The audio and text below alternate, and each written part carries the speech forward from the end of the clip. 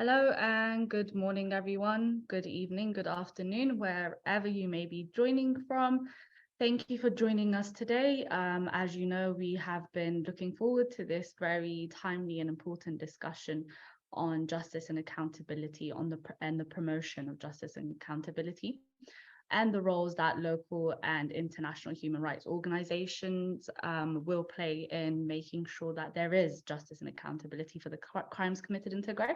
Today, we have a great set of panelists for you. Hopefully, you can hear me well. Can I just confirm that you guys can hear me? Yes, we can hear you, Milad. Great. So we will continue without further ado. Sorry, we are running a couple of minutes late, but you know, the more anticipation, the better anyway. Thank you so much to our panelists who have joined us today. As you know, we have a great lineup today. We have Mr. Getachew Redda, who is now leading the interim regional administration of Tigray. We also have Letitia Bader, we have Fasaha Takle, we have Michael Rubin, we have Meleta Burhana Meskel, sorry. You know, this great lineup, some of them are, you know, representing international organizations, human rights organizations. Some of them are human rights advocates themselves for the Tigrayan community. And as you know, Getachew Redda is also heading the IRA. So we will start with Mr. Getachew Redda. Thank you for joining us today. And congratulations on your appointment. We hope to see great things. So let's begin by maybe introducing Getachew Redda. I mean, he doesn't need much of an introduction, but as you all know, he was a spokesperson for the TPLF and also advisor to the president. And now he is heading the interim regional administration. So Mr. Getachew, how has the elements of justice and accountability, how, in your perspective, how have they progressed so far since the signing of the Pretoria Agreement? And what are your expectations in terms of how you feel like they can positively progress even further in working collaboratively with the Ethiopian government?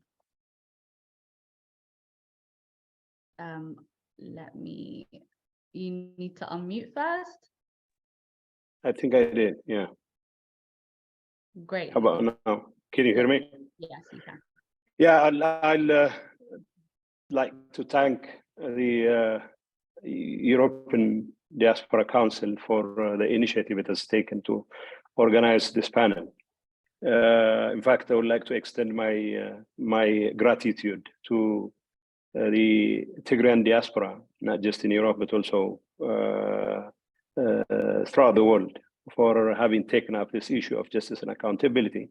I would say if it wasn't for them, the question of Tigray would not have garnered the kind of international support that it has. And of course, it has gone a long way in not just highlighting the plight of the people of Tigray, but more importantly, in galvanizing whatever support we have been getting in this regard. And I think we should continue to work with the diaspora. The question of justice and accountability is not something that can be negotiated away by one group or another. We know it is going to take time. If experience is any guide, this is not the sort of situation that would give you the assurance that the kind of results we have been seeking would come in a week or so, or in a year or so. But as we have been rightly pointing out, the fight has been worth our while. And of course, you should be congratulated, not necessarily because you have achieved everything you meant to achieve, but more importantly, because you have put this question of justice and accountability on international political radar. Since Pretoria, we have gone a long way in ensuring that the peace that was agreed between the federal government and the Tigray side holds. And of course, the shooting, as far as we're concerned, has stopped. As far as we're concerned, both the federal government and the Tigrayan side have kept their promise when it comes to silencing the guns. Unfortunately, I cannot say the same about other actors in the conflict who are still gagging for some kind of conflict. In fact, to the extent of trying to sabotage the peace process that has been, of course, paying some dividends for both of us. There are a number of progresses that have been achieved. We don't think we are totally out of the woods as far as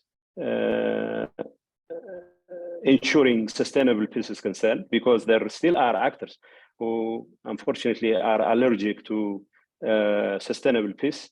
And it is our hope and expectation that with close cooperation between the federal government and which now has entered a new chapter with the establishment of the interim administration, and with the close support and involvement of the international community, which would also include the Tigrayan diaspora throughout the world, will be in a position to not only expand the peace dividends, but also prevail on those actors who are bent on sabotaging the peace process. We don't believe everything that has been agreed in Pretoria has been achieved. We still believe that we have achieved significant progress, but it is a work in progress, and we'll continue to coordinate our efforts with like-minded people, including the international community, to make sure that this agreement not only holds, but also the interests of the people of Tigray is fully ensured. Because ultimately, what we are trying to achieve here is the fullest possible protection of the safety and the security of the people of Tigray. We've been fighting a very atrocious war, a very honestly, a very difficult war that has claimed the lives of hundreds of thousands, not only of fighters, but also civilians. The kinds of crimes against humanity, war crimes, and other kinds of crimes that have been committed against the people of Tigray have been fully documented. Of course, I would like to take this opportunity to thank your initiatives in documenting those crimes and in bringing to light the kind of tragedy that has been visited upon our people. It was obviously unadvisable for us to continue to fight till hell freezes over. It was only in the interest of the safety and security of the people of Tigray that we decided to try and resolve this issue peacefully. And as far as we're concerned, despite setbacks here and there, despite the enormity of the challenge we still continue to face, we have come a long way in at least silencing the guns, and we intend to continue on this path. Politics obviously is about finding a common ground for adversaries to at least try and resolve whatever difference they might have in a political and peaceful fashion.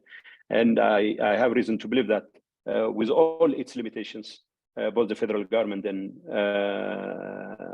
TPLF and Tigray, the Tigrayan side, have settled for some modicum of mutual understanding that with the right support, not only from the international community, but also from the Tigrayan diaspora, will hold and will be in a position to further consolidate whatever gains we have achieved so far. With regard to justice and accountability, this is something we know, we believe is going to take time, but as I have pointed out earlier, it's not for me, it's not for the administration, it's not for TPLF, it's not for the federal government to negotiate away the question of accountability and justice.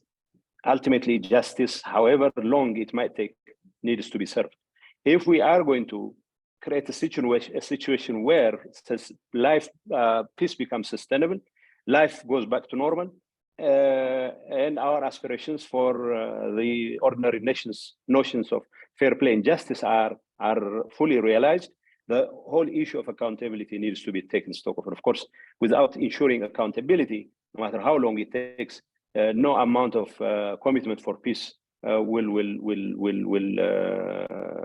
hold. So it is incumbent upon us to continue to call for the fullest possible measure of justice and accountability. We believe that a robust process, national process, could be part of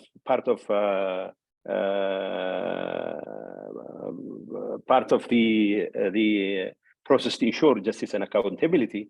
But with regard to Tigray, the enormity of the challenge we have faced, the magnitude and the nature of the crime that have been committed, simply requires that other mechanisms than national transitional justice processes be instituted. Of course, the role of the international community in this regard, the role of independent investigation in this regard cannot be downplayed, cannot be overemphasized.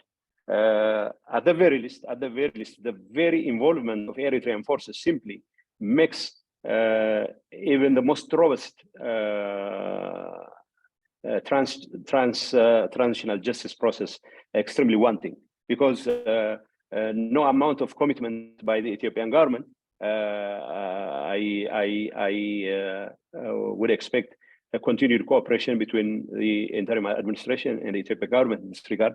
We still have not been part of the process to discuss the transitional justice process that has been launched in Ethiopia. We still continue to call for more involvement in this regard. But even if we, by some stroke of magic, were able to achieve a robust transitional justice process, it still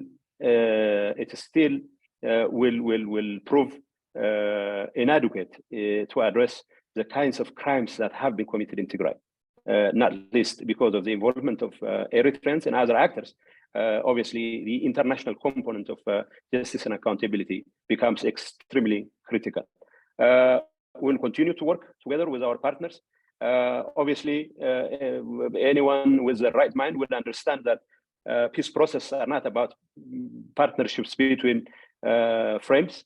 Peace processes are essentially about trying to resolve differences between adversaries. And our politics essentially is anchored on the assumption that our involvement with our partners, with our erstwhile adversaries, is about ensuring the ultimate interest and the ultimate aspirations of the people of Tigray. That should always be clear. And justice and accountability is part of that aspiration of the people of Tigray. And we won't shy away from advocating that part of our responsibility. It's obvious that we cannot, even if we wanted to negotiate away justice and accountability, while we will continue to work with the federal government to ensure a robust national justice process, we still continue to call on the international community to redouble its efforts of ensuring independent mechanisms of justice and accountability. I don't know, I might have made a very long-winded intervention, but at least I would say that by way of getting it off my chest. So it is our continued commitment as Tigray to see to it that justice and accountability serve, but this should not stand in the way of the solidification and the consolidation of the peace process that has already been agreed between our two sides. And the people of Tigray, whatever its limitations, are enjoying the peace. And as far as we're concerned, justice and accountability are a priority. But equally importantly, the question of sustaining peace, the peace that has so far been achieved, whatever its limitations, is also an extreme priority. So we'll continue to build on the pluses and work on the minuses, but ultimately the arbiter is going to be the people of Tigray, because essentially every politics that we do is about ensuring the ultimate interest and aspirations of the people of Tigray. Thank you. So just some questions there on some of the things that you've touched upon. You kind of mentioned that not all has been achieved in the agreement. So maybe just highlight some of the things that you feel like have not been achieved. There's still a long way to go. And also, there has been a case of the International Commission of Human Rights, the experts in Ethiopia, them not being able to get access to Tigray for data collection. And this has been something that the Ethiopian government has very strongly pushed back against, and tried to substitute that to, you know, the transitional justice mechanisms. So where does the role of your government, so as the interim regional administration, what is your role in this? Because at the same time, like you said, sustainable peace is very important, but is that at the expense of some of the very important data collection that is needed to prove the case of things like the genocide, which which the TPLF has been very strongly calling, calling the crimes that have been committed, which we know, as advocates of the atrocities that have taken place in Tigray, we have called it a genocide. So without the data to back this up, without the data collected by such commissions and investigations and the teams that can actually have access to this data and accumulate such reports, what is that not kind of downplaying or maybe putting to the side the question of genocide at the cost of justice and accountability for the sake of sustainable peace? Where is the fine line there, and how is your government balancing that? Well, with regard to what has been achieved after Pretoria and what has not been achieved, well, it's been a matter of public record as far as we're concerned. Significant progress has been made. Services in many areas have been restored. The whole issue of silencing the guns, which is one of the most critical factors in the peace agreement, has been more or less observed, except for the forces from Amhara region and Eritrea. In many parts of Tigray, they still continue with their rampage. Yes, we have now an interim administration, which is part of the agreement in Pretoria, and it is part of our responsibility to promote not only peace, but also the question of justice an issue. We have to address the political problems that gave rise to the conflicts in the first place. And this should be done in the context of a continued engagement, a continued political dialogue. So we treasure that part of our relationship and partnership with the federal government. There are a number of areas we feel strongly about. There are a number of areas the federal government feels strongly about. But what we are saying is that as long as we have a common ground to build on, simply because we have our own respective areas that we feel strongly about, should not stand in the way of continued cooperation. But it doesn't mean that this should be done at the expense of justice or accountability. We believe a national justice process, a very robust process, could be part of the mechanisms of ensuring justice and accountability. But we also feel strongly about an international component in this regard, not least because of the involvement of international actors. The nature of the crime that has been committed in Tigray simply renders even the most robust national justice process inadequate.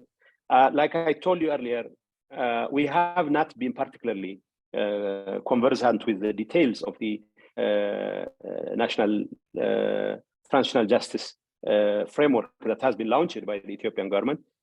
We have recently discussed with the Minister of Justice for a closer engagement of the Tigrayan side, not only to understand the details of it, but also to make sure that that process is indeed robust. So I cannot really comment on the details of it because like I told you, I have not been privy to it. But even if we managed to come up with a robust process, we still feel that the international component of the justice and accountability ensuring mechanisms are still a must. It is in that regard that we've been, in fact, we have raised these issues with the federal government officials, including with the Prime Minister, that it would be in the best interest of those who believe that they haven't committed any crime to allow the international component of the justice and accountability ensuring mechanisms to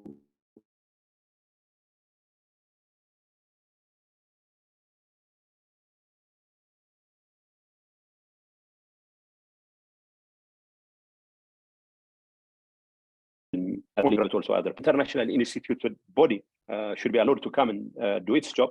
But the fact that it has not been allowed doesn't prevent us from coming up with this as much valid and as much persuasive evidence as we could.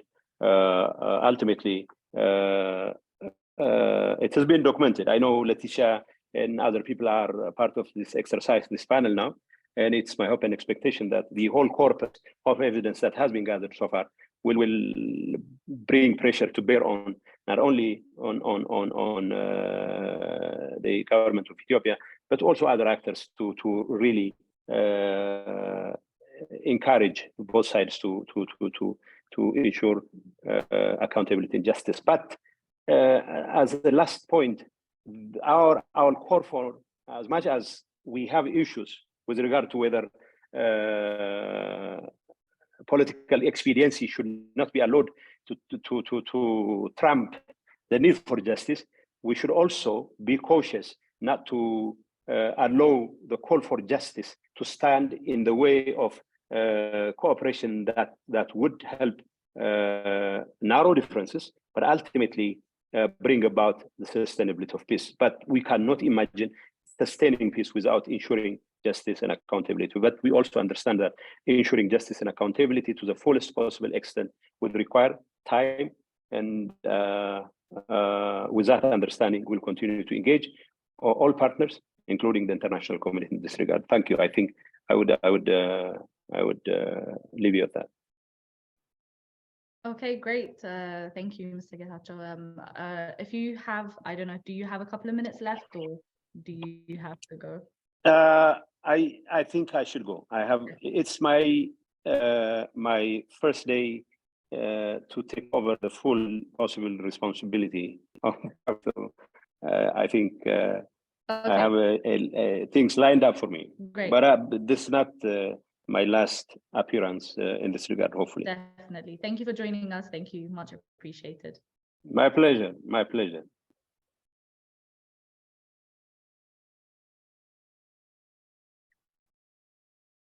Okay, so that was our first panelist, Mr. Getachew Radda.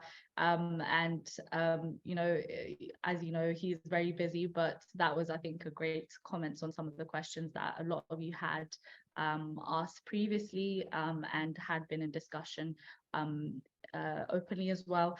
We'll go to our next panelist. That will be Letitia Beda. As you all know, she's a part of the Human Rights Watch, the head of the Horn, you know, she has been involved in a lot of the reporting of some of the grievous atrocities that we have seen taking place in Tigray. She has been great in ensuring that some of these atrocities have extensive reporting on, especially with the lack of access that, you know, has been experienced by a lot of human rights advocates when it came to Tigray. Thank you, Letitia. Thank you for joining us. I'll just let you speak first, and I'll get into my questions. Brilliant. Well, thank you very much for having invited us here today. I mean, I think the point I'm going to start with is obviously one we have been making throughout the conflict, and I think remains very valid, is that, you know, while key trends have been documented, we do feel that because of the deliberate attempts to restrict real-time reporting, as we know, the communications shutdown, internet shutdown, the restrictions on access for journalists, for human rights organizations, etc., some of which are ongoing, there is no doubt in our mind that there are and there is still need for ongoing, in-depth, independent investigation into what has happened since the beginning of the conflict. Now, that doesn't mean that organizations like ourselves, media organizations, diaspora organizations haven't already identified some of the key trends. Now, obviously, this discussion is happening 2 weeks after the US government put out their determination report, where they also characterized some of the bigger trends. So finding all warring parties guilty of war crimes, finding the Ethiopian federal government forces and their allies guilty or responsible for crimes against humanity. Now, those findings are in line also with the initial findings of the International Commission of Human Rights Experts that was established by the Human Rights Council, the report of which also had more details on the effective siege on Tigray and what they have found to be grounds to believe were the war crimes of the crime of starvation as well. Now, as an organization, we have documented a lot of these abuses. I mean, in terms of war crimes, we have also found evidence of war crimes by all the warring parties, starting obviously with unlawful shellings of towns during the initial phases of the conflicts, widespread extrajudicial executions, the Axel massacre, which we documented in the early phases of the conflict. We've also documented war crimes by Tigrayan militias, including against Eritrean refugees, again in the first months of the conflict in Tigray, but also by Tigrayan forces when they moved into the Amhara region. So in Kobo, Chena, we documented extrajudicial executions. We've also found that all of the warring parties have deliberately targeted healthcare and health infrastructure. We obviously have documented this, and many organizations have spoken out about the deliberate destruction of healthcare in the Tigray region. We also reported on the devastating impact that was having on survivors of sexual violence, in many ways doubly victimizing these victims who were in dire need of access to medical care and were not able to, again, because of these attacks. But we also found evidence of deliberate targeting of public healthcare facilities in the Amhara region during the Tigrayan force first offensive there. So the big trends are serious. We, alongside Amnesty International, also put out a report looking at crimes against humanity in Western Tigray zone. Now, I do want to spend a few moments on this because at the moment, we continue to document and receive allegations of ongoing serious abuses. So both in parts of Tigray, which are still controlled by the Eritrean forces, for example, Irob, but also since the cessation of hostilities, we have continued to receive reports of what is an ongoing ethnic cleansing campaign in Western Tigray zone. And I think, again, this is important on why it is so critical to ensure that there are ongoing independent investigations looking at the trends which started at the beginning of the conflict. You cannot disconnect what is happening now in some of these trends with what has happened since the beginning. And I think everyone, ourselves, Amnesty International, even in the joint investigation by the Ethiopian Human Rights Commission and the Office of the High Commissioner for Human Rights of the UN, we have all said that more investigations are needed into the bigger trends. So obviously, I mean, as an organization, we continue to believe that the work of the International Commission of Human Rights Experts set up by Geneva is so important. Partly because of how difficult it has been to do real-time reporting. As we speak, journalists are still not being granted permits to access the conflict-affected areas. As was discussed earlier, the members of the International Commission of Human Rights Experts are still not being granted access. They're also not being granted access into countries in the region either, which is obviously making their work just so difficult. And yet at the moment, it is so critical to ensure that evidence is protected. And I think this is an area which is particularly concerning. In the course of the conflict, we did on occasion document cases where key evidence was being destroyed, notably in the follow-up of the massacres in Mabere Dego. So preserving evidence and doing this, and this is obviously when we're talking about physical evidence, remains, that this is done in a professional but also dignified manner is just so critical. And so the expertise is so key. Why we also obviously believe that the international and independent investigations are so important is that obviously we have some concerns with what has happened so far at the domestic level. I think one of them is the lack of transparency over what has happened so far. The Ministry of Justice has repeatedly mentioned dozens of cases of alleged prosecutions, but there is very, very little transparency over what really are they being investigated by, what are their status. And I think this is a critical issue. This is not only a question of transparency for organizations like ourselves, for partners of Ethiopia, but what is more important is transparency is so critical to ensuring redress for victims. And this comes to another point with our concerns with some of the reported prosecutions that have happened so far, which have predominantly happened in military courts. Now, if one of the key reasons for pushing for accountability is for victims to have some form of redress, access to these courts is key. And so again, when you have prosecutions happening in a very opaque environment, where are the victims? Where are their voices? Are they ever going to have a day in court where they see the perpetrators being credibly held to account as well?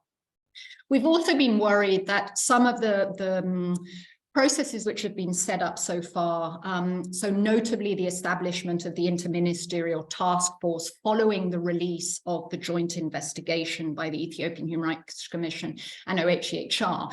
The interministerial task force had conducted initial phases of its investigations. They released a report in September last year, and in theory were supposed to conduct more phases of these investigations, notably in Tigray and also in Western Tigray zone. And there's been very little information given by the federal government as to what is happening with those phases. And I think to the answer that Mr. Getachew just put forward, I think it is also an important discussion for the Tigrayan authorities to have with the federal government in terms of what are the plans in terms of follow-ups to those investigations, and what are the plans for those to happen in Tigray as well. I mean, I think one of the points I want to just finish on are two. Obviously, a lot of diaspora organizations are on the line today, and I think the bigger question of domestic civil society is so key. And here I want to underscore that obviously we have been documenting a lot of abuses over the last 2.5 years in northern Ethiopia and particularly in the Tigray region, but for the last 4 years, there have also been very serious abuses committed, especially in Western Oromia. We had started to look into events there in late 2019, mass arbitrary arrests of civilian population, reprisals against alleged relatives of members of the insurgency, but also obviously some horrific targeted attacks on especially Amhara communities in this region as well. And so we really are talking about a context in which there are ongoing, very serious abuses in the country. And so space for domestic voices calling for justice is just so important. Also domestic voices reporting on what is happening. And I think we obviously are talking about a context which, despite the hopes maybe in 2018, early 2019, that we would be seeing an opening up of space for civic society. We would be seeing an opening up of space for media reporting. We have continued to see restrictions. We've continued to see, especially Ethiopian journalists themselves, being harassed and intimidated and arrested. And I think this is important, obviously, knowing that there are a lot of Tigrayan organizations on the line today as well. I think one of the questions also for the interim Tigrayan administration is, what will they be doing to ensure that there is space for voices of dissent in Tigray as well, to push the accountability agenda forward? And I think, given what, you know, our own organization has documented for many, many years in terms of repression of dissent under the TPLF, I think this is a critical question. And I just want to finish on coming back to this whole question of ensuring that the voices of different victims and communities are heard.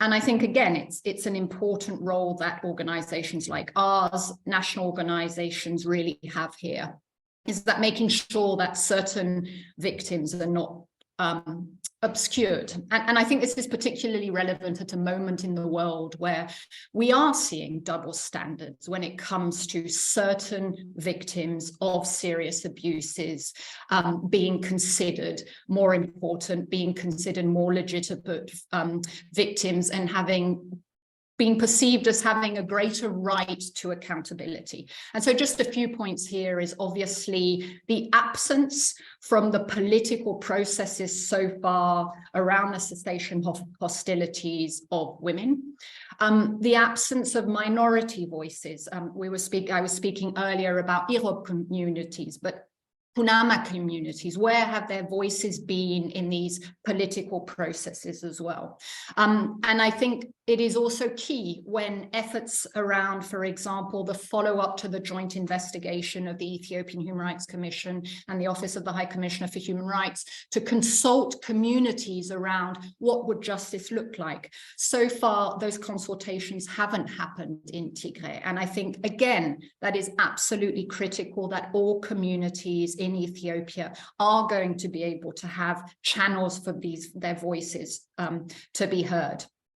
And I think a final point, as we were speaking about the cessation of hostilities, I think one of our concerns so far, and again, this would be something to raise with the interim Tigrayan administration, is that there are commitments in the cessation of hostilities in terms of protection of civilians, condemning sexual violence. Now, we have obviously publicly raised concern there weren't enough. It's very clear we would have liked to see many more, but so far, in terms of the AU monitoring and verification exercises, we've seen public reporting on the handing over of arms and armament, for example, but there's been no monitoring or no public reporting on ongoing violations of and ongoing human rights abuses. As we know, there have continued to be cases of sexual violence since the cessation of hostilities. We've continued to see abuses. And so I think, again, it is critical for those who have signed the cessation of hostilities to take these issues as seriously as they are taking some of the more military commitments that were made in the agreement as well. I'll leave it there. Thank you very much.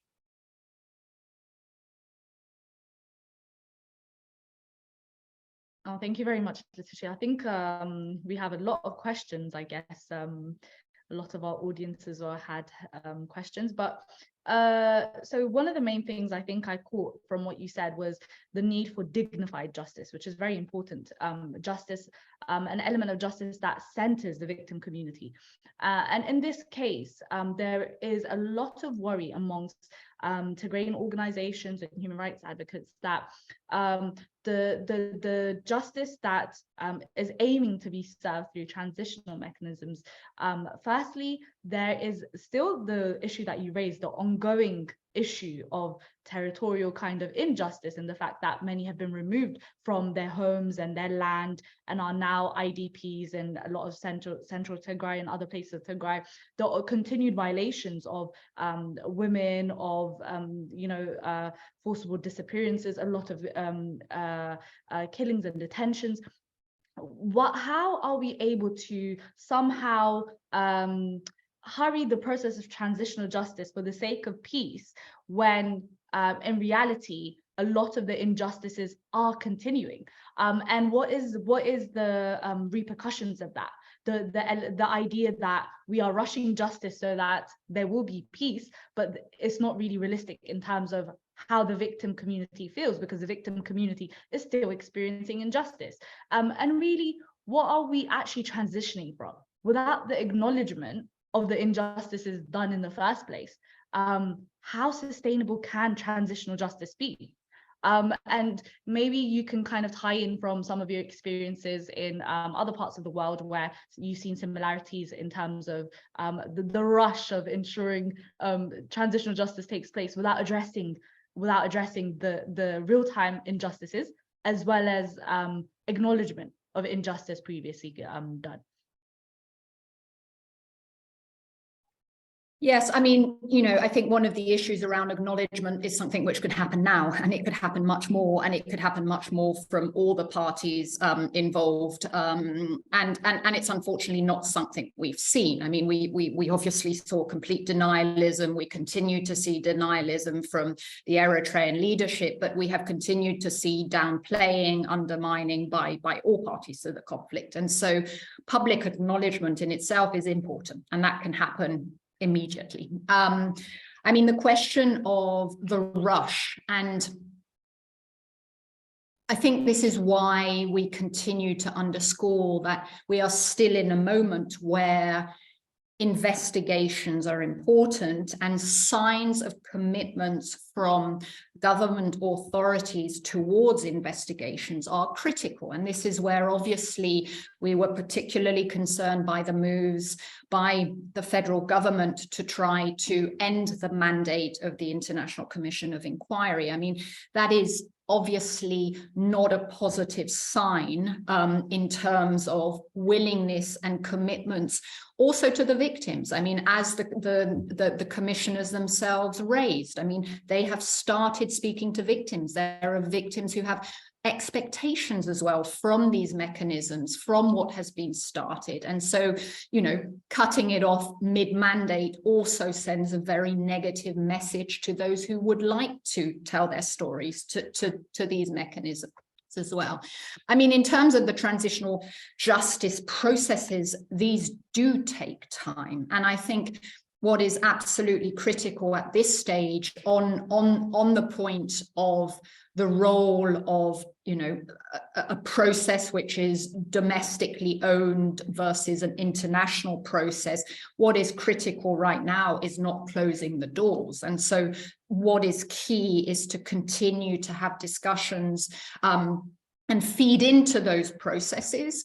And I think it's also a reality check for everyone to keep asking themselves, who is being excluded from these processes? As we know, there are always, it is always difficult to really organize processes where those most effective have a say throughout the process. And that's, I think, something we should all do in our own work as international human rights organizations, but also in the work of diaspora organizations whose voices are being heard, and how do we make sure they continue to be heard as part of this process. And so from our point of view, right now, what needs to happen immediately are real signs of commitments to credible investigations, ongoing investigations. Obviously, at the same time as the Geneva mechanisms is doing its work, it is critical that the Ethiopian Human Rights Commission and the Office of the High Commissioner for Human Rights, which has a global monitoring mandate, can continue to do their work. So they are documenting ongoing abuses as they happen now, not only obviously in the Tigray region, but throughout the country. So there are different actors who have different roles to play, but there needs to be real signs of a willingness for that to happen. And as I said earlier, I mean, we're still not seeing a willingness to let Ethiopian or international journalists do their work. We're still not seeing a willingness to allow international investigators to do their work. And I think that needs to happen immediately. A lot of the other processes will take time. Okay, great. Thank you. So I think you've touched on a lot of, you've answered a lot of the questions that a lot of people had. But in terms of the collaboration of international organizations, international human rights organizations, and diaspora, Tigrayan diaspora-based organizations are advocating for human rights. How can the diaspora organizations, how can they effectively collaborate with other international human rights organizations to ensure that they are leading the pursuing the justice and accountability, where they are at the forefront, they are representing the victim community, they are representing Tigrayans without the need of so much as maybe a political kind of leadership in this? And how do you recommend they do that?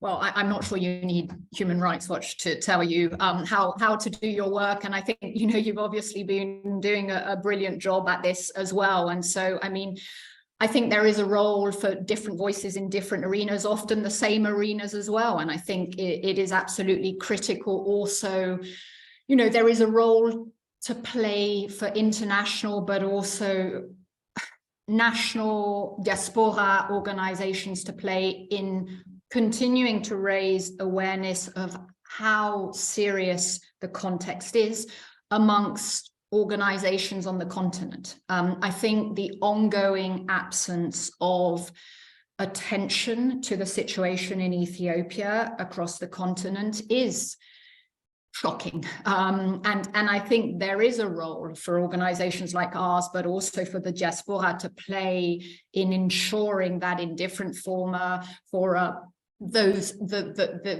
the information is shared. And it's the same in terms of the media on the African continent. Again, given how hard it has been to do real-time reporting, I think a lot of media organizations have had to drop the story quite often. And I think there's a critical role to make sure that the story continues to be told as long as it needs to be.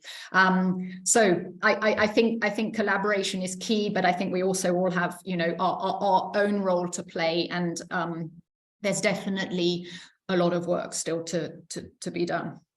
Great. One last question from the audience, which is, when will all these atrocities be reported to the International Criminal Court, as has been done with Ukraine?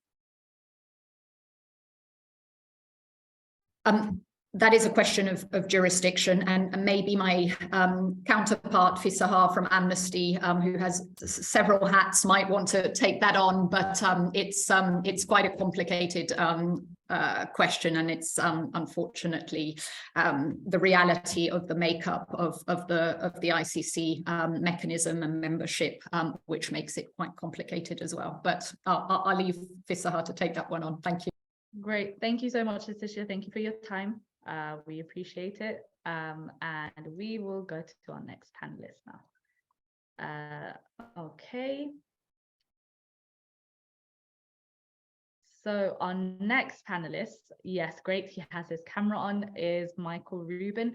Michael Rubin is a senior fellow at the American Enterprise Institute, where he specializes in Iran, Turkey, and the broader Middle East. He's a former Pentagon official. He has also lived in post-revolution Iran, Yemen, and both pre- and post-war Iraq. He's also spent time with the Taliban before 9/11 for more than a decade. He taught classes at the sea about the Horn of Africa and Middle Eastern conflicts, culture and terrorism, a deployed US Navy and Marine units.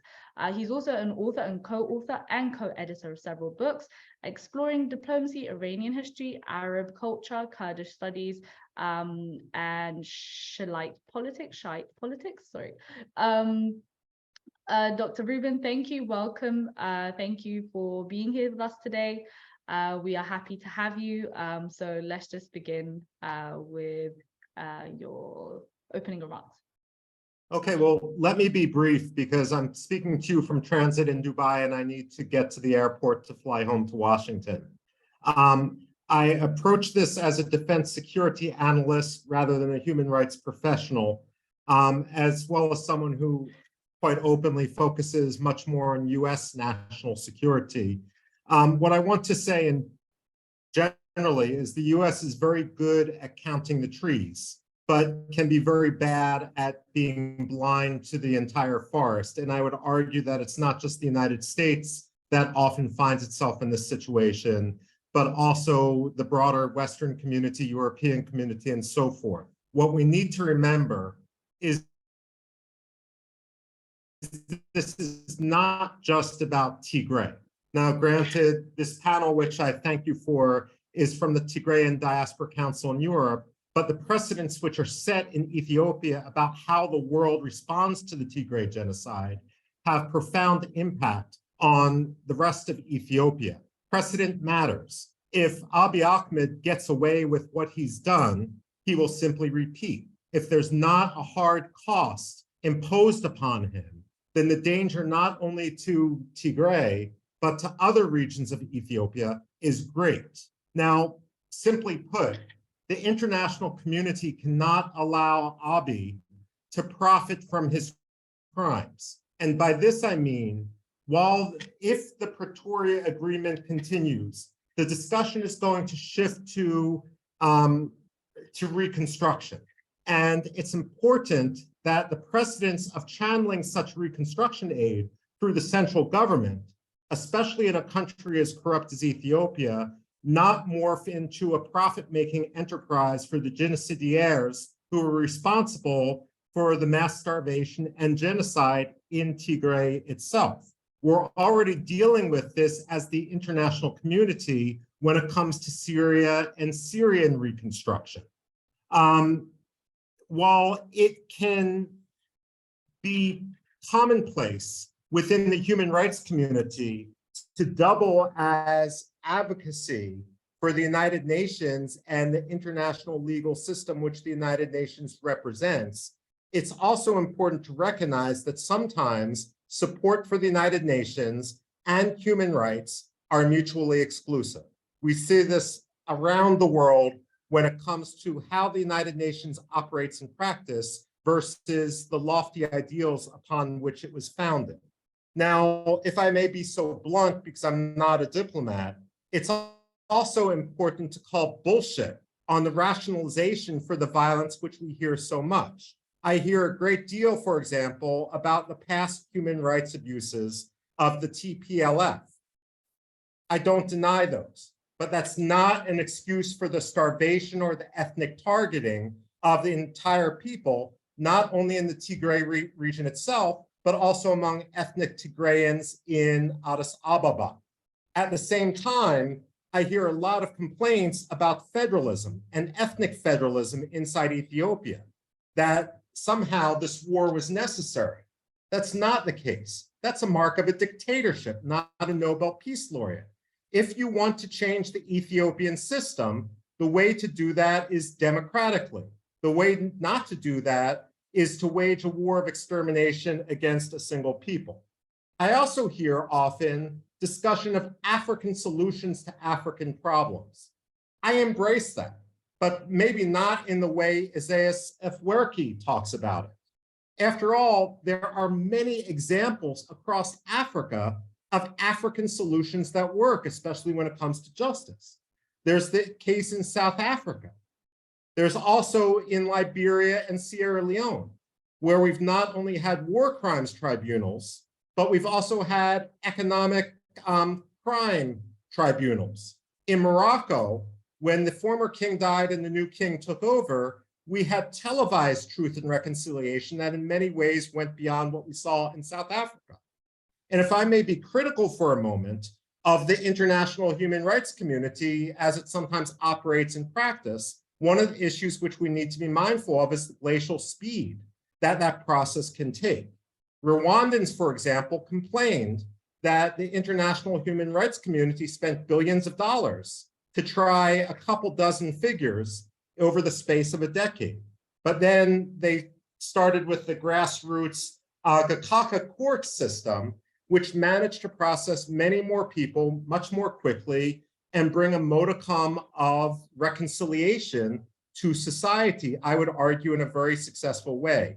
So I would just conclude by saying that when it comes to African solutions, there's a role for the international community, but the process can't trump the actual justice which is undertaken, and sometimes local methods of justice, grassroots justice, can be much more meaningful than what we see in terms of the broader international community. With that, let me curtail my discussion, maybe take one or two questions, but then I have a flight to catch, so I apologize for the hard stop. No, absolutely, no worries. So I have a question for you based on a piece that you wrote recently, and I'll read out the quote just so that to give you a bit of a reference. But you said trade is international, as are many conflicts. Tigray was always internationalized, and so its solution must be as well. Global problems span borders. It is no longer possible to treat countries as if they are outside the international system. So this statement kind of echoes the sentiment that you do not have faith maybe in the transitional justice system, and that being served domestically. So how can an international solution allow remedies to still remain domestic? How can that go hand in hand with your perspective, or with the quote that I just kind of quoted to you? What's your perspective on that, on the mechanisms of transitional justice? Well, Malat, I would go back to what I was saying with sometimes we can be so good at tree counting that we don't see the forest. So for example, we can look and prioritize Pretoria and the Pretoria Agreement. But if we ignore the fact that the Eritreans weren't signatories to that, then it's theoretical only rather than real for the people on the ground in Tigray and more broadly Ethiopia. So while we might look at and we might defer to diplomatic niceties, the fact of the matter is drones were used against the people of Tigray from any number of countries, that Eritrean troops were quite involved, that under Mohamed Farmajo, Somali troops were involved through Eritrea. So at the same time, it would be naive and it would actually be counterproductive not to understand and call out the involvement of international players. And this is where the Europeans, this is where other countries, this is where the United States have a role. For example, in determining what leverage we have over certain countries. Eritrea, arguably Turkey, arguably other countries as well, which might have decided to become involved in Ethiopia for reasons that have nothing to do with the justice of the people of Tigray or bringing peace to the country. Okay, great.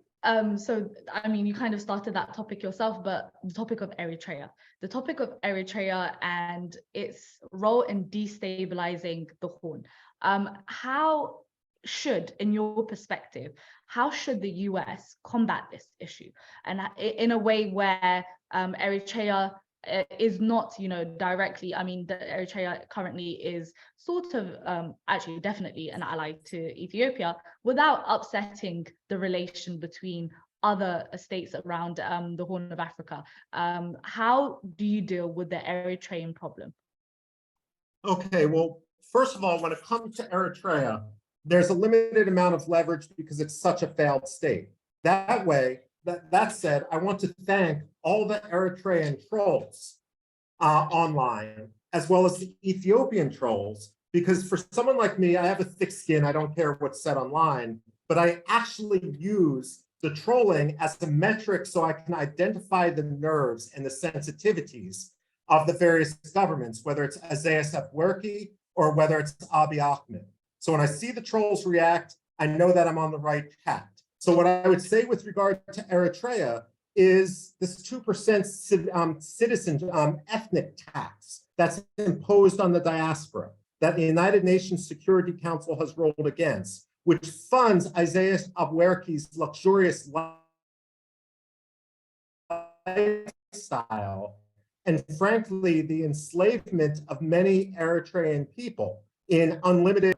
If the Eritrean embassies in Europe and the United States are involved in the collection of this against the pronouncements of the UN Security Council, then we need to take action against that. And you know what? We know that the Eritreans most fear that. The fact that it would have a benefit of bringing justice to the Eritrean diaspora, that's good because Eritreans deserve to live in peace just like everyone else in the region. We need to address the Eritrean problem head on. Thank you, Dr. Rubin. I mean, I don't want to hold you up. I know you're in transition as well, so I don't want to hold you up. If you have time for a couple more questions, that would be great. If not, it's your call. I actually do have to leave because I have a flight to catch. Plus, I hate to say this, my battery and internet are about to go out. So that's fine. That said, I look forward to joining you again and want to thank you for this program. Thank you so much for your time. Okay.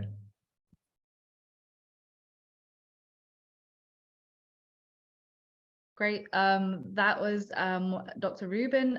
We will now go to our next panelist, which will be Fisaha Takle. Fisaha Takle, yes, great, he's here. So Fisaha Takle, just to give you a bit of an introduction, is a human rights lawyer by training and a professional focusing on international humanitarian law, international justice and transitional justice. From 2015 to 2022, he had been a researcher at Amnesty International covering Ethiopia and Eritrea. Prior to that, he worked on multiple initiatives focusing on civil and political rights, rights to education, children's rights, and women's rights as an employee and consultant. Currently, he's a legal advisor at Amnesty International based in Nairobi, Kenya. Thank you, Fisaha, for joining us. Welcome to the panel. It's great to have you. So I'll let you take the mic for your opening. Thanks, Melat, for the introduction and also for having me here. It's an honor for me to join this very important discussion, which is also extremely timely. And I'll be focusing on some of the questions which were raised, and including the question Leticia has kind of reflected to address me. But I will start by giving some context about justice in Ethiopia, especially justice for grave human rights violations, which are like, which we usually refer to them as atrocity crimes. And I will also outline the normative framework, both the international and the national ones, and also the justice factors beyond the legal context and the legal text. What are the justice factors that can kind of prompt or discourage justice in contexts like Ethiopia, where we have experienced serious human rights violations and also unrest for years. And finally, I will come up with some, well, possible recommendations to ensure justice and accountability. Well, those are just my views, and I don't think that they are going to be fitting, I mean, for every situation or for Ethiopia, because the situation is also dynamic and the political environment in the country is also constantly changing. So when it comes to the context, I mean, there is this general understanding that without accountability, there is going to be cycle of violence and cycle of atrocities.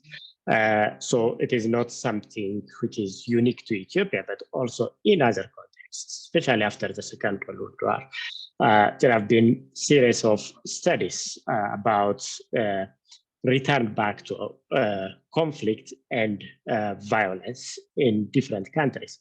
And in many places where there have not been proper justice and accountability, relapse of conflict and relapse of violence is almost sure. So this has been affirmed by the UN mechanisms, including the UN Independent International Fact-Finding Mission on Myanmar, where it said that impunity for gross human rights violations had significantly and demonstrably contributed to the violation of deeply oppressive and discriminatory conduct, enabled recurrence of human rights violations and atrocity crimes, emboldened perpetrators and silenced victims. And this is almost a universal phenomenon. This has happened also in Ethiopia, in other countries like DRC, in places like Sudan and South Sudan. So this is a universal knowledge, and it is well-established fact. So without ensuring justice and accountability, there is no sustainable peace. And the thing is that the violence will continue. So given that, what happened in this conflict in Tigray, and especially in general in the conflict throughout both that affected Tigray and also Amhara and Afar, we have seen major human rights violations, but also human rights violations that amount to crimes against humanity and war crimes. These are crimes under international. So under the pillar of crimes against humanity, we have seen unlawful killings, torture, sexual violence and rape, mass arrest and detention, persecution and extermination.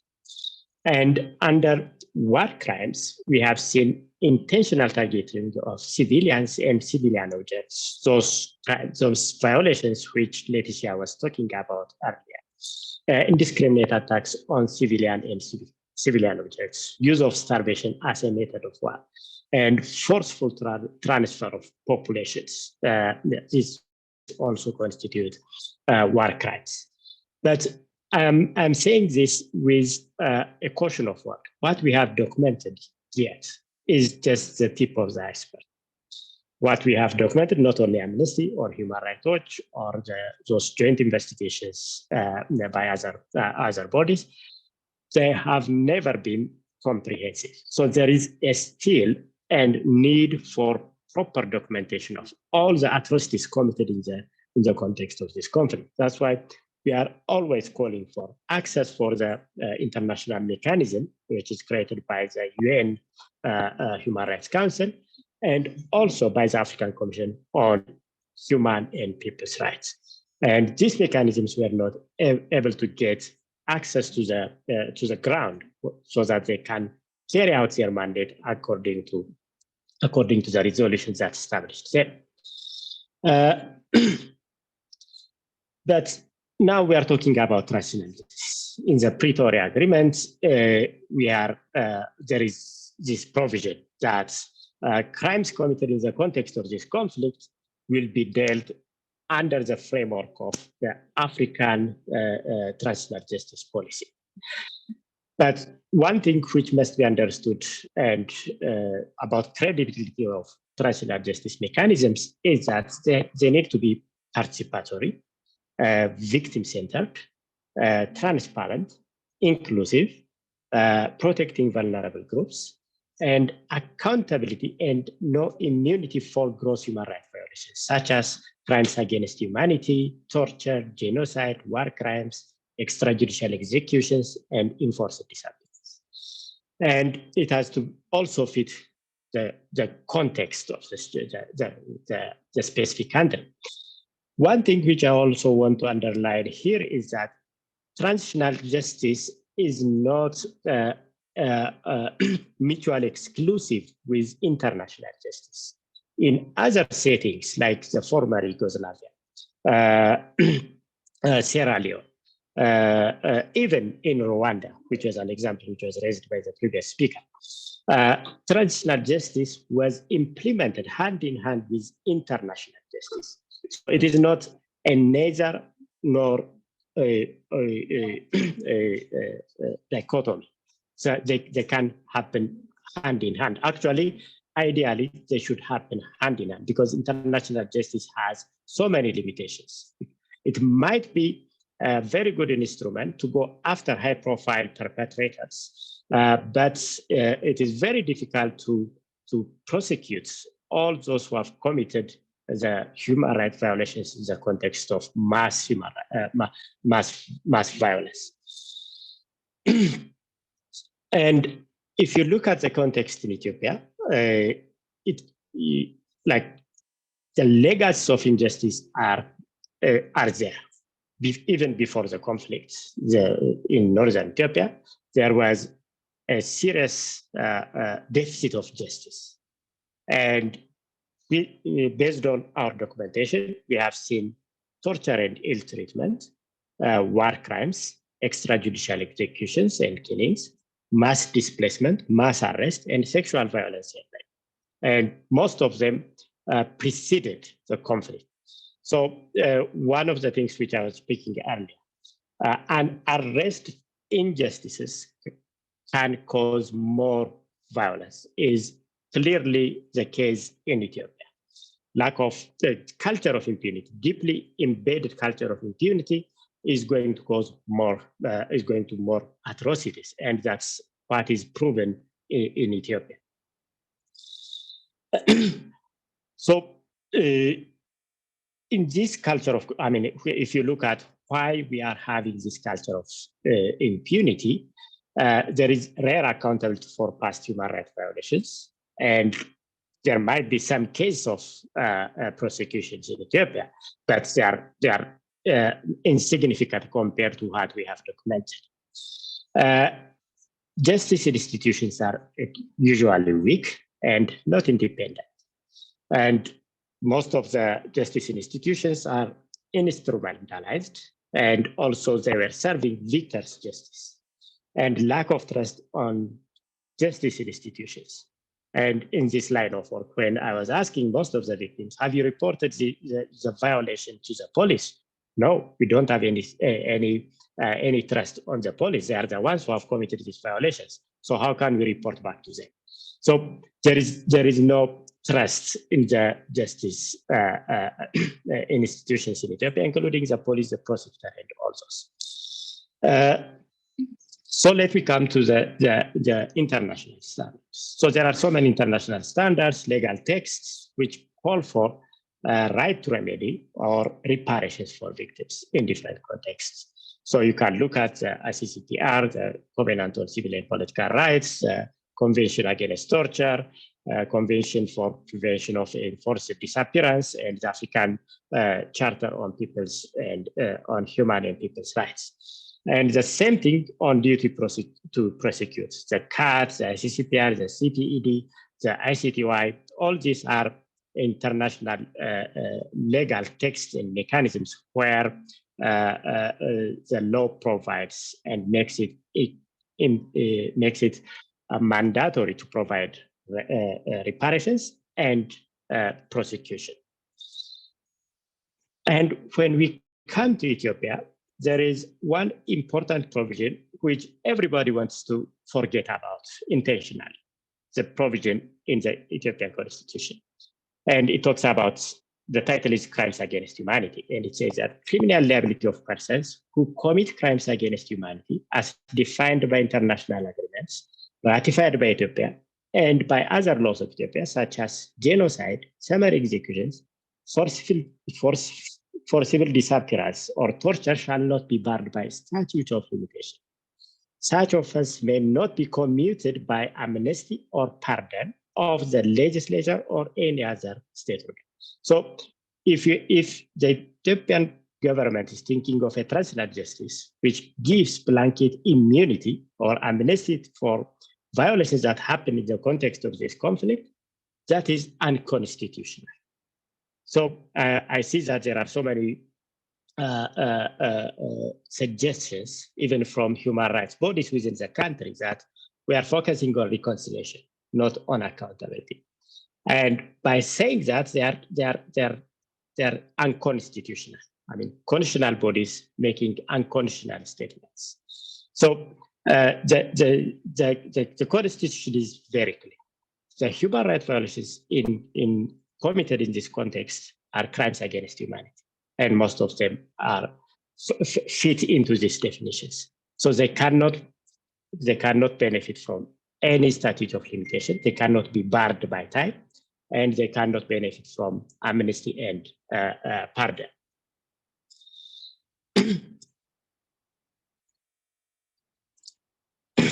But there are also problems within the domestic legal context.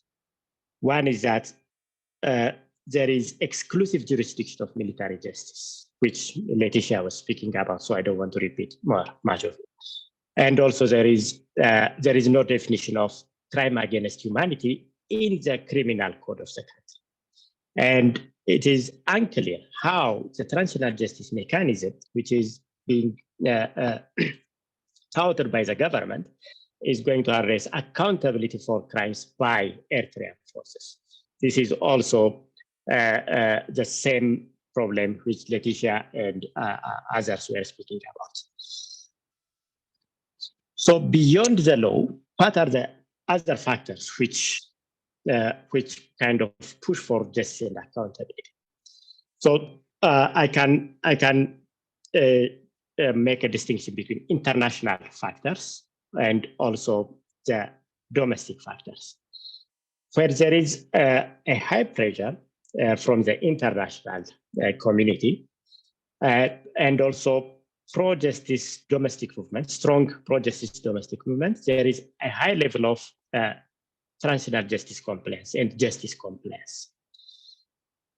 But where there is less international pressure, that strong pro-justice domestic movement, still there is high compliance for justice.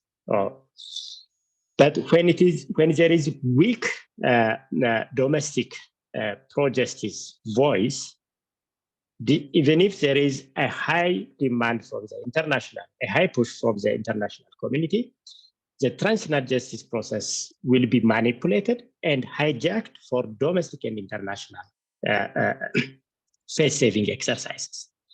And where both of them are weak, well, transitional justice is going to be ignored. So when we look at the context in Ethiopia, there is like about justice and accountability in Ethiopia, there is a high demand from the international community, at least from the Western institutions, for justice and accountability. But the international community is not unified in terms of pushing for justice in Ethiopia. There is a block within the international community which is not pro-justice, mainly the African states and the African mechanism. And given what is happening currently globally, it is very difficult for the Western states to push for justice and accountability, where there is a pushback from the African group. And that's what's happening right now. There is a lot of challenge. If you look at the voting patterns in the mandate of the Tigray, at the beginning, when the conflict has started and when the first resolution was presented, at least there was some abstention from the African states. But last September, when the government has come up with this transitional justice and joint investigation and all these symbolic measures, the African mechanism, the African states were reluctant to even abstain. And only one African state has abstained in September. And the others voted no for the extension of the mandate of the Tigray. So we can say that there is the attention and the focus on Ethiopia, on justice and accountability on Ethiopia is right now waning. And I don't know what would happen in September when the mandate of the commission is going to end. Domestically, right now, the government is kind of pushing for symbolic measures, including this transitional justice, where they have clearly stated that the international justice mechanisms are undesirable or neither effective.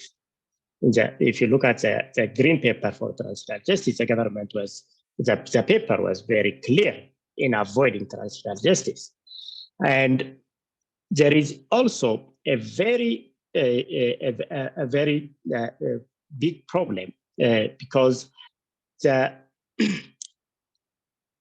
voices for justice and accountability domestically are very weak. Because, like most of the time, it is the civil society and the faith-based organizations who should have been very vocal about transitional justice and accountability, not the politicians. But the civil society in Ethiopia was not having any consensus, and they have lost their credibility actually due to their role throughout the conflict, especially the faith-based organizations, how they were speaking about the conflict, and also some of the civil society groups, how they were involved in the conflict. And given that they are also weak, so there is very little support and very limited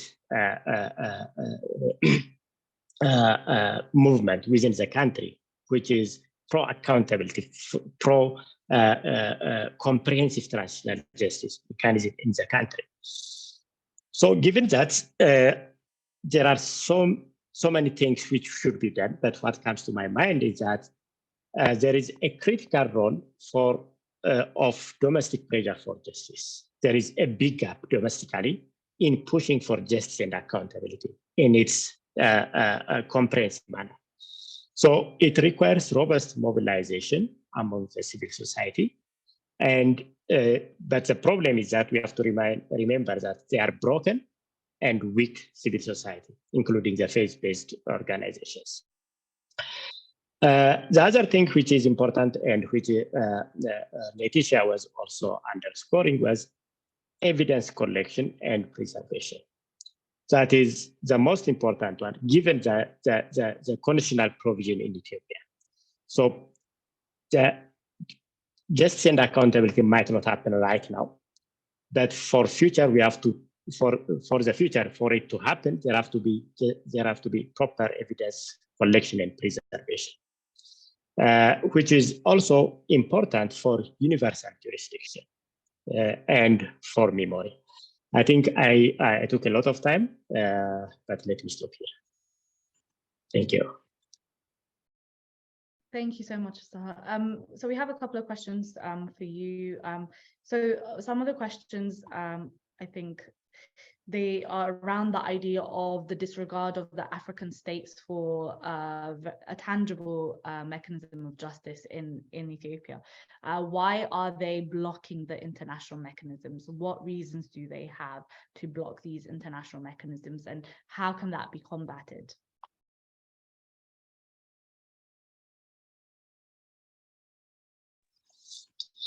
Well, it's always an uphill fight in Africa to get a mechanism, a justice and accountability mechanism on serious human rights violations happening in the country. And it's not something new. And we had that experience even before 2018 when there were serious human rights violations in Ethiopia. The African bloc was extremely resistant to any kind of resolution on Ethiopia. And that was not only on Ethiopia, but also in other situations in the continent. This is mainly because most of the countries from Africa are not pro-accountability, because most of them can be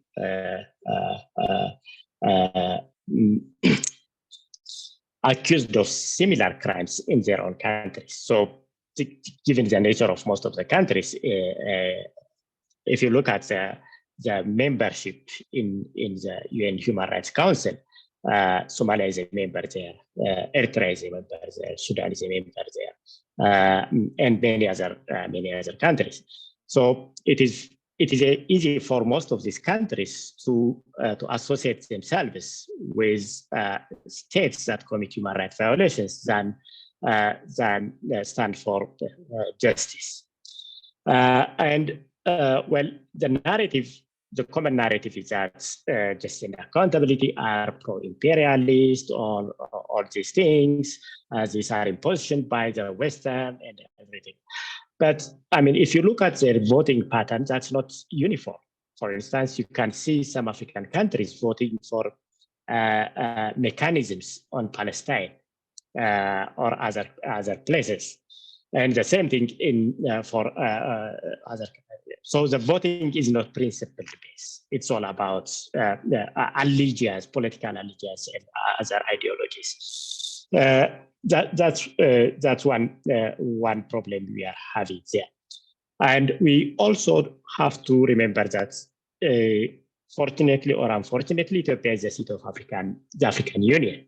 And for many of the states, they are also aware of the dangers for the AU and for the members diplomatically. So there is this tendency not to kind of annoy the Ethiopian government and the Ethiopian diplomats and fear of the consequences. But what I always ask them is that what is diplomacy if it is not about saving the people? Is it about saving the dictators and the perpetrators? And so these are questions which they are not really eager to answer, but unfortunately that's the reality. Okay, one last question. So, in terms of you have worked in Amnesty International, and you have seen a lot of these atrocities in specific groups happening to specific groups. International human rights organizations, they are very careful in the way they approach these atrocities, and sometimes we see this characterizations of atrocities in war and conflict, where all perpetrators are given the crime, rather than trying to subjectively do an analysis on do an analysis on that specific incident or that specific duration of time where that crime was committed, creating this sentiment of feeling of both sides of. So in that case, and I can understand as human rights organizations, there is also the fear of losing credibility, making sure that there's a certain level of being neutral in these kind of instances, because without having the hard data, it's very difficult to kind of come to conclusions. How do you deal with that in the context of Tigray, for example, where there was a lot of reporting of crimes from every side? However, the hard facts pointed to, again, this is now the determination that the US has made, that crimes against humanity and war crimes were committed by specific actors, and not all of them. So do human rights organizations, are they waiting for political kind of leadership or states to kind of head that before they take note, or is that something that's I don't know, is that something that you feel is happening in relation to Tigray?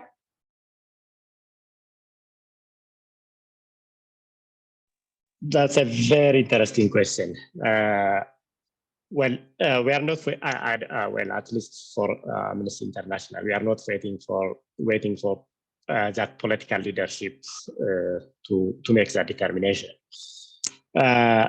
One thing which is very difficult in this conflict is that it was happening in darkness, and even now that darkness has not fully lifted. We know some of the facts, but we don't know the exact magnitude of the violations and who have committed them. Like when we say violations, the kind of violations who have committed them and the remedies. So in a kind of situation where the violations are happening in information blackout and denial of access and denial of media, it is very difficult to make that objective determination. And that's why actually we are pushing that there have to be independent and credible investigation of all crimes committed by all actors in this conflict. We have evidence that all actors, all forces in this conflict have committed serious human rights violations. And it is not about creating parity between these different actors. And as we that evidence that according to what we have documented, most of the violations are committed by forces fighting alongside the government or by the government forces. That's not a final determination. We need to wait and see the exact amount of human rights violations, the stock of human rights violations committed in the context of the conflict. So we are not waiting for that. It is just that the evidence we have is just not comprehensive enough to make that determination. And that's why we are pushing that. The government has to facilitate unfettered access for independent investigation. And if you look at the joint investigation, it was admittedly said that their finding was not comprehensive. And there was a need for more comprehensive investigation, as was admitted by the OHCHR. But that follow-up investigation needs to be by a credible, independent organization. And that mechanism is the UNHCR's created mechanism, the ICRI. Okay, thank you so much. Thank you, Mustafa, for answering all our questions. We have, I'm sure, a lot more, but we want to be mindful of the time. Thank you. We appreciate your time, and we will now go to our next panelist. Thank you, Mustafa.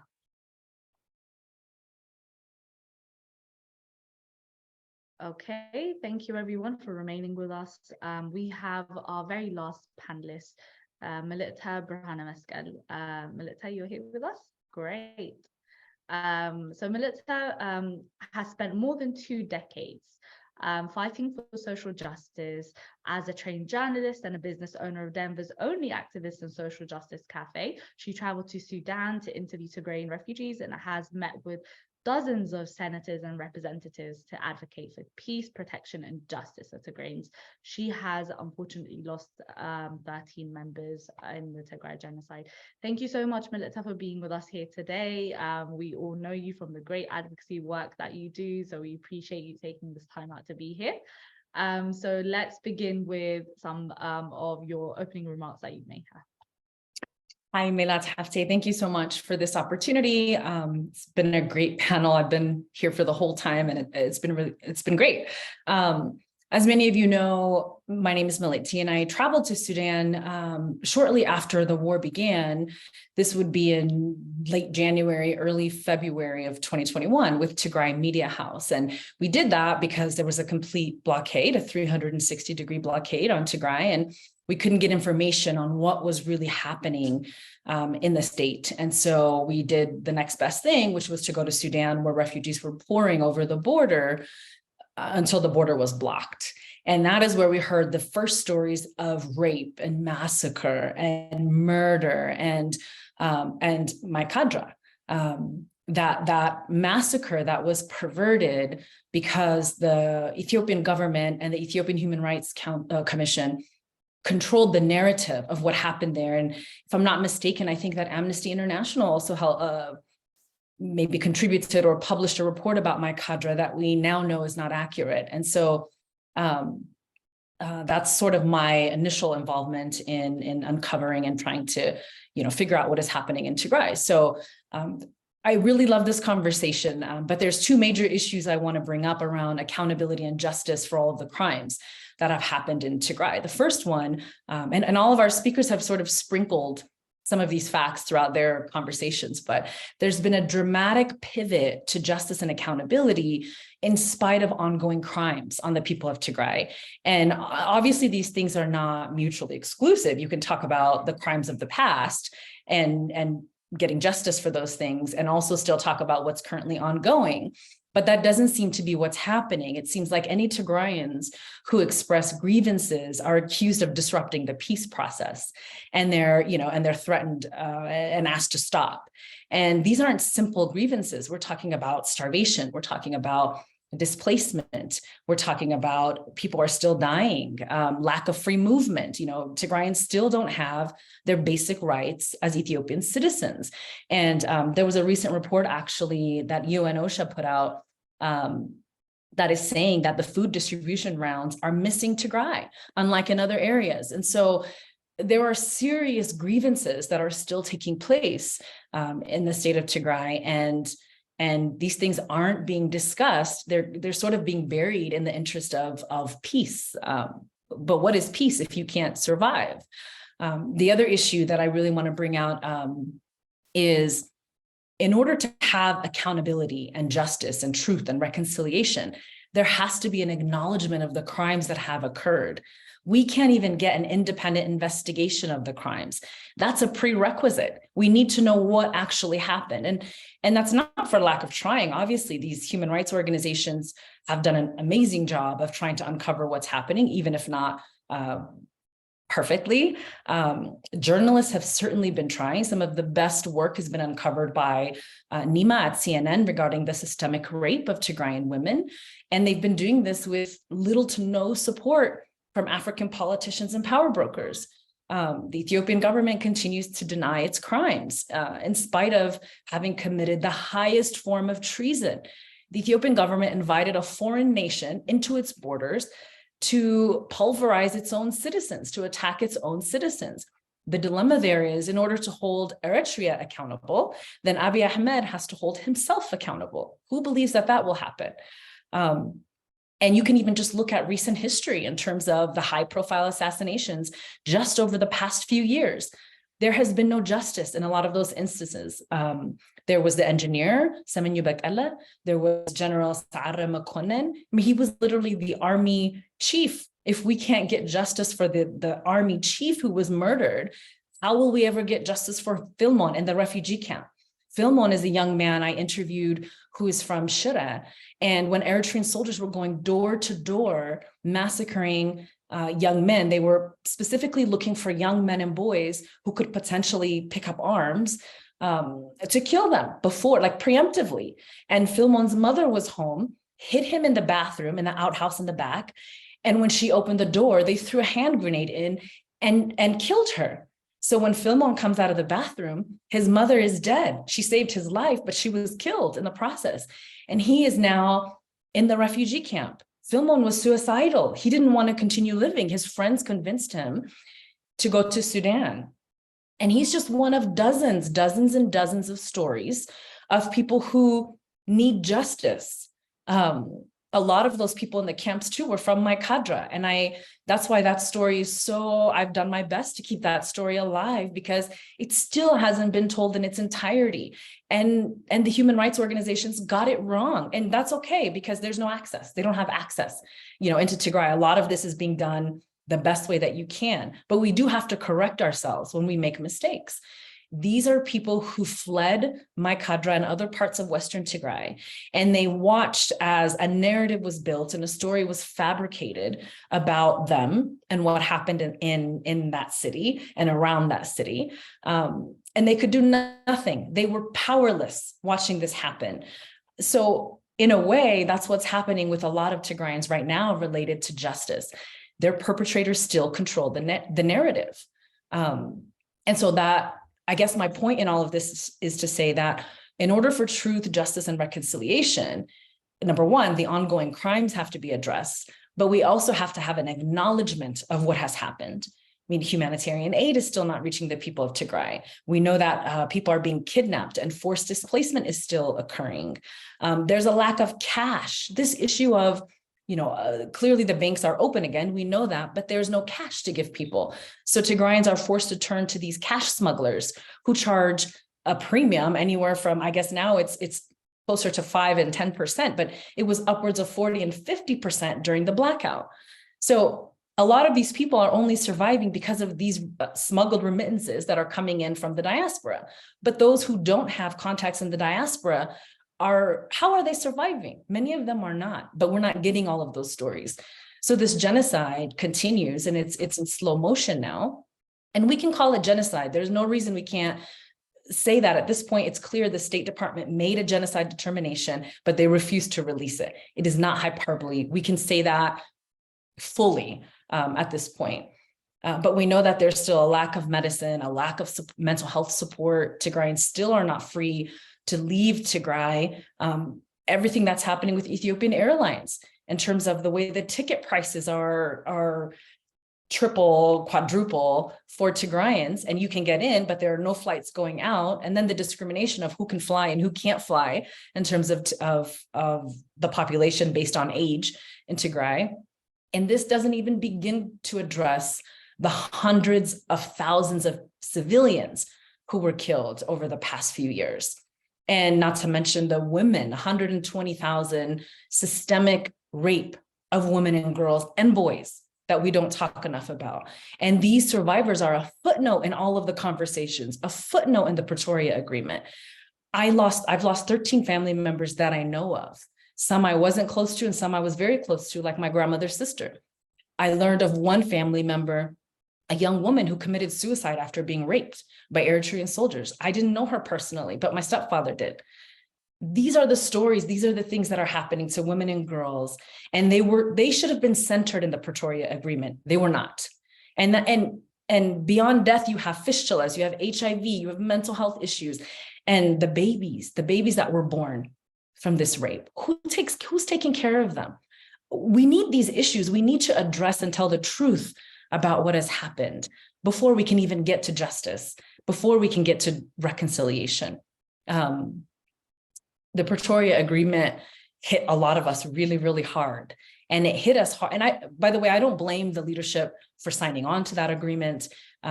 What options did they have? Almost 15% of their civilian population had been killed at that point. We know that a massacre at Mariam Soweto killed 300 and an estimated 300 people while they were signing this so-called peace agreement. But to me, that Pretoria Agreement was an omen of what justice and accountability was going to look like or how it was going to play out. I mean, for God's sake, how can an actor investigate itself? That is a joke. We know that can't happen. The agreement was basically you surrender or you starve. There's actually a book written about that from the last genocide in Tigray.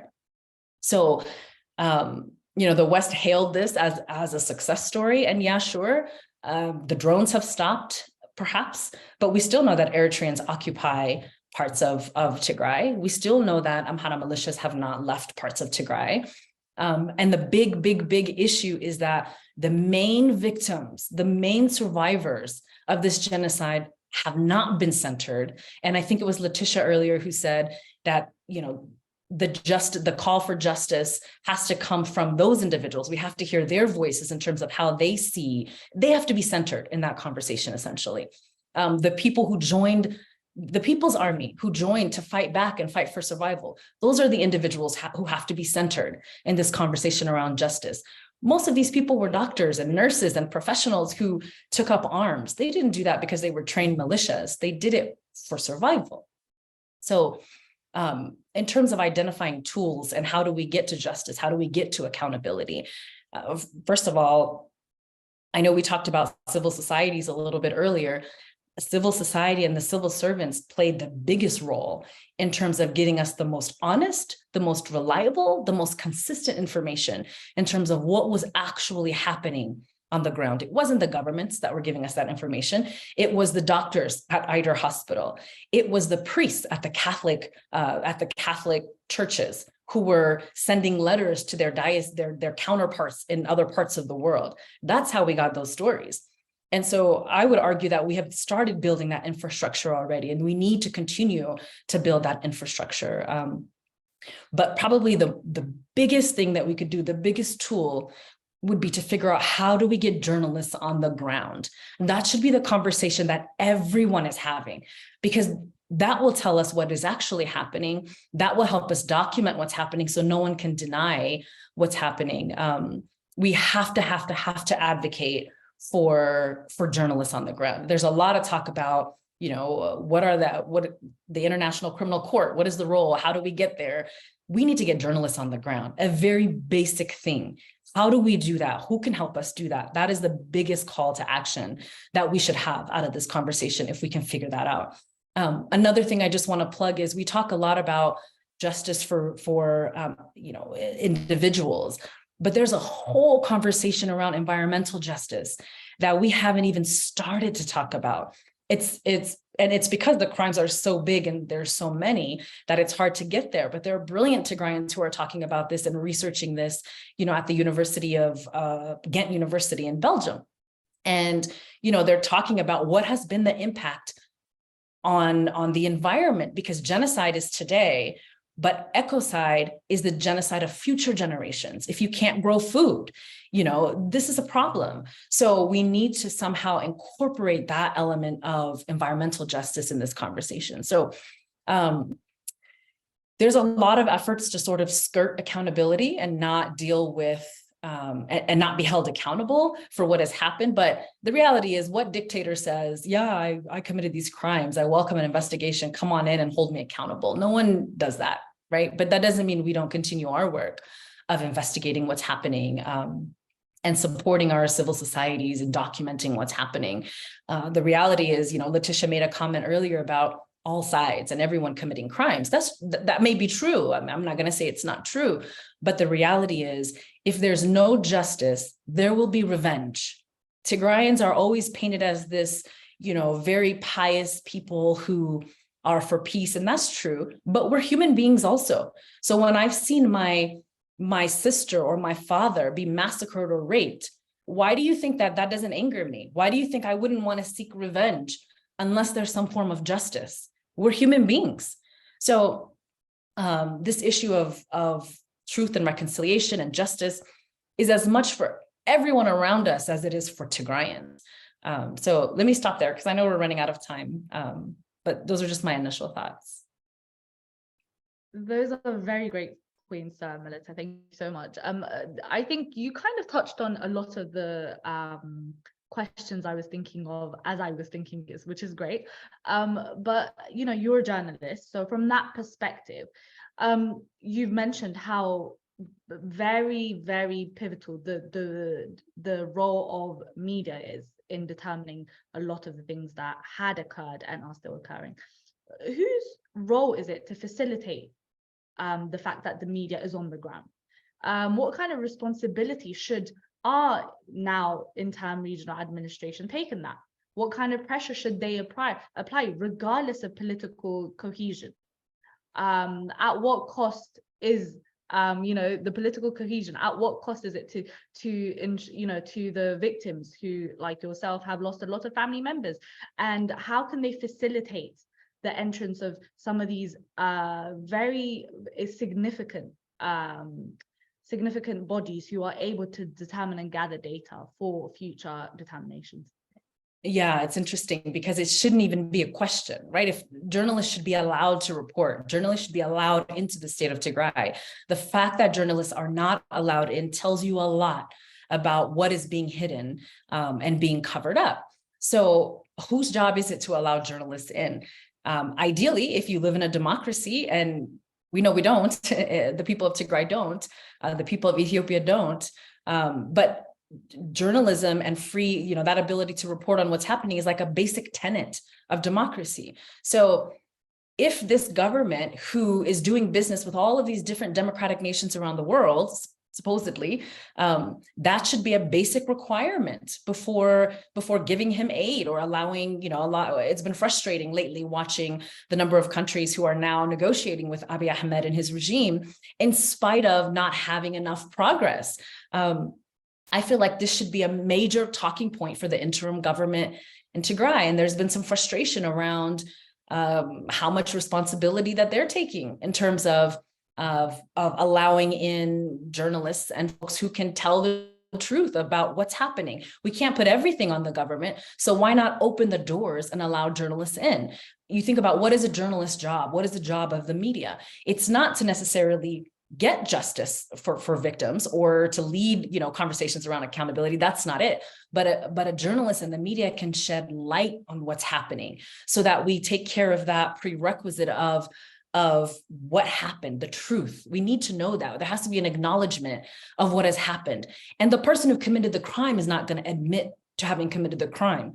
In many instances, the victim didn't survive the crime, or if they did, the survivor doesn't necessarily, know how to get their story out. So that's the job of the media, is to expose those things and make it where, you can't deny what has happened. So there's a reason why Abiy Ahmed kicked all of these journalists out of Tigray. There's a reason he was threatening and maybe did remove the licenses from Reuters and other organizations.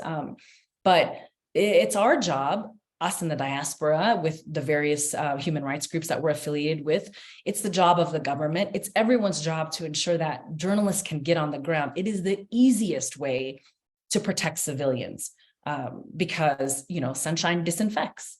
And if there's a light on what is happening, more than likely people will be safer or can get the services that they need. So it's a challenging question. I don't know how we convince the Ethiopian government or the Tigrayan government that this is the most important thing, but it really is. Yeah.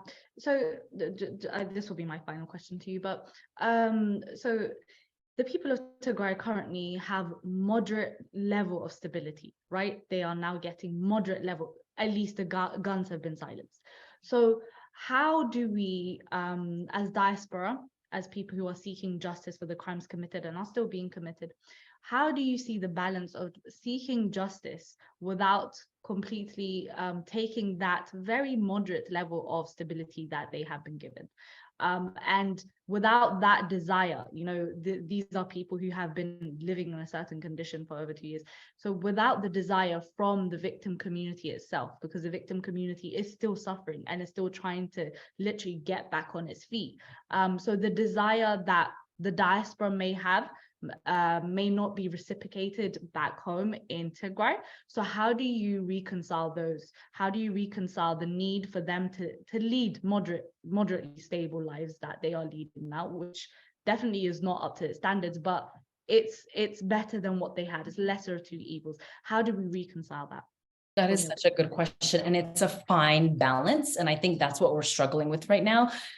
I think one of the saddest things that has come from this genocide, and even coming out of the genocide, I hope, is what we've asked Tigrayans to settle for. So the very basic human rights, the very basic rights that Tigrayans are entitled to as citizens of Ethiopia. I believe we're still citizens of Ethiopia.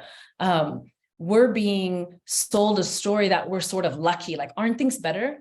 Aren't things better now that you're not being bombed everywhere you go? Aren't things better now that, Eritreans are not on every corner raping every woman and every child? Like, shouldn't you be grateful for that?